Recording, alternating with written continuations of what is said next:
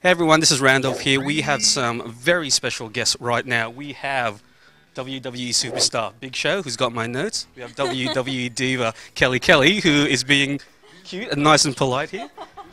These are my notes. Yeah.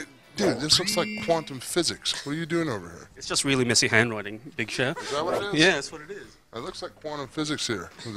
This is time space continuum.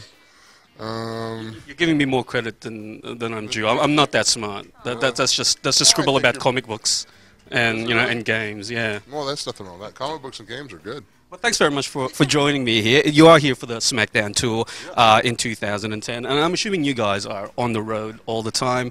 Now, since I come from a gaming publication, my first question has to be: do you guys get time to game at all? Do you like gaming? What's the thing? Do I game? Let me enlighten you, my friend, on how I game. I actually most of the guys rent cars and drive to the towns. Each town usually is 250 to 300 miles apart. In my smart business venture, have leased a tour bus like the rock stars have, and I actually have a bus with 50-inch plasmas and Xboxes on the bus. So I get my gaming in. I have to. Gaming's therapy for me. I'm a first-person shooter guy. If I can, spread some pink mist and some pink love, I'm good. Do you like to take on the other superstars on tours? Is it a personal thing for you? No, I've had a couple of guys in rooms at home. I've had Kofi join. I've had Hornswoggle join, and my gamer tag says it all. So I'm not gonna say it now because I don't want a bunch of friend invites because I'll have to shoot you in the head because that's just the way I roll. Because I hear Kofi's brings game when it comes to Raw versus SmackDown versus Raw. Is that right? Raw versus SmackDown, Kofi is very, very, very hard to beat. I have a big problem playing a video game like that when I'm on it because I just get mad at myself. Get up, and I press A and press A and press A, and I just lay there. So it drives me nuts. What about you, Kelly? Do you game at all with the other divas on tour? Kelly's got the butt game. I got game. I wish I could say that me and the other divas play video games, but we really don't. She's too cool to do that.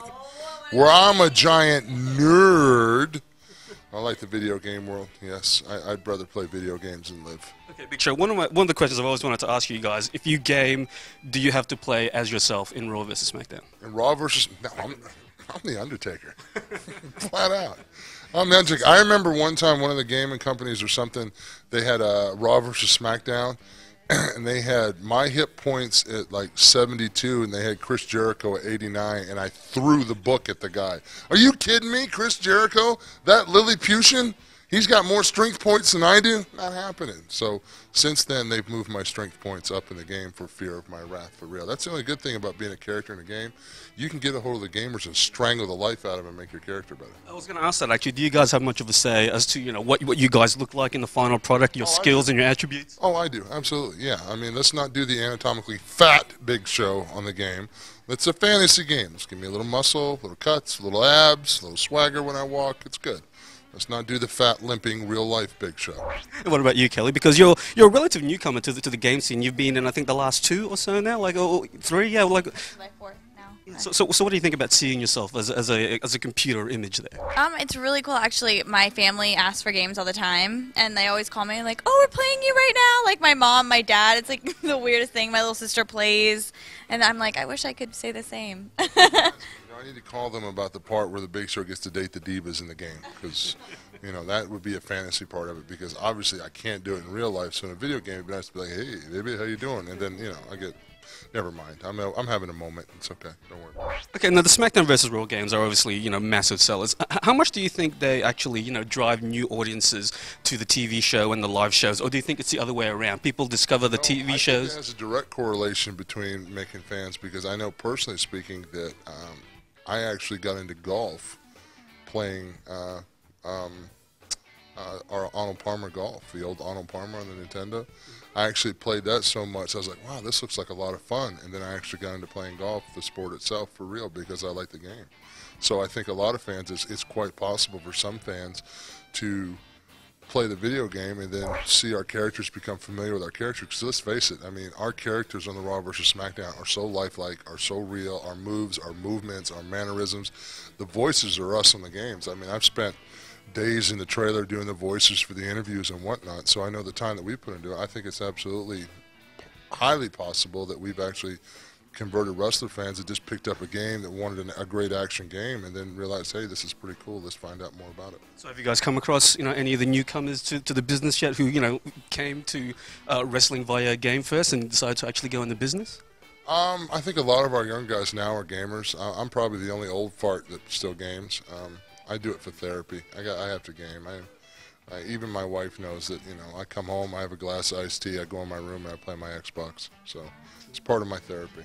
Now you guys are, you're on the road a crazy amount of time, in the year. Like I know you guys just basically arrived this morning and you've been doing interviews all day. What keeps you going? Like what's the motivation to keep, striving and getting out there in the ring night after night? Kelly, what's your motivation? A lot of Red Bull. But I mean, on the tours, like definitely looking forward to, seeing the fans and performing for them, is what gets you hyped up. And like hearing the crowd in the back and hearing how they are throughout the night, it just gets you pumped up for your match. So that's what pretty much keeps me going throughout the night. And how about you, Big Show? Money. Because you've been in the scene for a long time now. Like how do you keep the motivation up? Actually, the motivation definitely comes from the fans. I'm at a point in my career where I really don't have to do this for the money. I'd probably do this for free, but that's not really a real smart negotiating tactic to put on camera right now. But for me, it's my day is usually pretty calm. I'm a very little drama, no stress guy all day long. And for me, my adrenaline pumps, my heart beats fast, and I come alive when I walk down that curtain. Nothing hurts. I feel stronger than ever as soon as I walk down the ramp, and I have the energy from the fans, and it's just, you've seen the movie with Matthew McConaughey about the dragon. It's the magic hour. That's the magic hour for me is when I walk down that ramp. It's a good time. Now, the game this year is all about, I guess, making your own moments. Kelly, I'll start with you. What's your best moment so far in the industry? I've had a lot. I'm trying to think. Probably the first time I ever got to get in the ring, because I know it took about 2 years before they actually let me wrestle one-on-one, so that was pretty, I'd have to say probably, I remember my first match too. It was against Layla on ECW, so, and, now we're wrestling each other on Smackdown, which is pretty funny. We came in it together, and just getting to wrestle her, we've basically grown up together and learned and worked off of each other. So I have to say that. And going for the women's championship, that's a big deal too. So haven't gotten that yet, but hopefully soon. That'll be the next moment. Is that right? Yes, that will be the defining moment. Yeah, that'll be my moment. How about you, Big Show? You've wrestled some of the best in the business. Does anything stand out for you particularly? Yeah, there's a lot of moments that stand out. I mean, I've been very fortunate in my career to wrestle and compete against some of the greatest superstars this industry's ever seen, from Hulk Hogan to The Rock to Stone Cold to The Undertaker to Shawn Michaels. But I'll honestly say my personal favorite was winning the WWE Championship and defeating Brock Lesnar in Madison Square Garden. That's you've arrived in this industry when you've performed and main evented Madison Square Garden. That's the epitome, the arena to be in, and that's definitely one that always sticks out in my mind. I'm glad I did that. What about some of the, the film and TV stuff you're doing? Because you've been in quite a lot of other media. I mean, last year you were, you came on Australian TV screens on Are You Smarter Than the Fifth Grader? Like, I wasn't. I'm not smarter than a fifth grader. That's true. So is that where you see yourself going, after your WWE career? You know what? It's funny because I've been approached by a lot of stuff, a lot of people about doing more films and stuff like that. Of course, I have Knucklehead that'll be on DVD here November 9th. Which was my first feature film with as being a star, so to speak. I was the main lead in the movie. My main focus now is to, of course, continue with sports entertainment. Unlike some of my predecessors who have kind of left the industry to move on to either greener pastures or whatever the terminology is, I kind of want to do both. I mean, I really enjoy touring. I really enjoy connecting with the WWE audience, and let's face it, I'm not going to be the next Anthony Hopkins, so if I can, help bring some pretty good movies to the WWE audience and still compete in the ring, then I'm going to do that as long as I can. And then after that's over, I'm going to buy a small island, and I'm not going to let anybody under 5 foot tall on the island. Okay. Just in case it's like a Lilliputian Gulliver thing, I don't want to wake up one day tied to the beach. So. Okay, last question. You guys are here for a Smackdown tour. You're doing Australia. Is that what we're here for? I think so. Somebody lied to me. Somebody told me I was getting a free Raw Smackdown game. Well, who lied to me? Get that dude, man. Hey, you owe me a game, dude. So you're doing Australia. You're doing New Zealand. You've done, you have been to the country a few times before. Do you see much of a difference between Australian fans and US fans at all on your travels? I feel like because we only come here every so often. I feel like they're so excited to see us because they haven't seen us for so long. I mean, in the U.S. we're on tours every week. You know what I mean? So they see us pretty much 3 times a year, or however. You know what I mean? More accessible in the U.S. Exactly. Yeah. Exactly. So coming over here is really, we have a lot of fun because the fans are so excited and they're so loud, and it pumps us up and gets us really excited. Me, I've noticed that the ticket sales among koalas have gone really up. However, I'm a little concerned about the ticket sales among kangaroos. I heard that there was a drop in kangaroo ticket sales.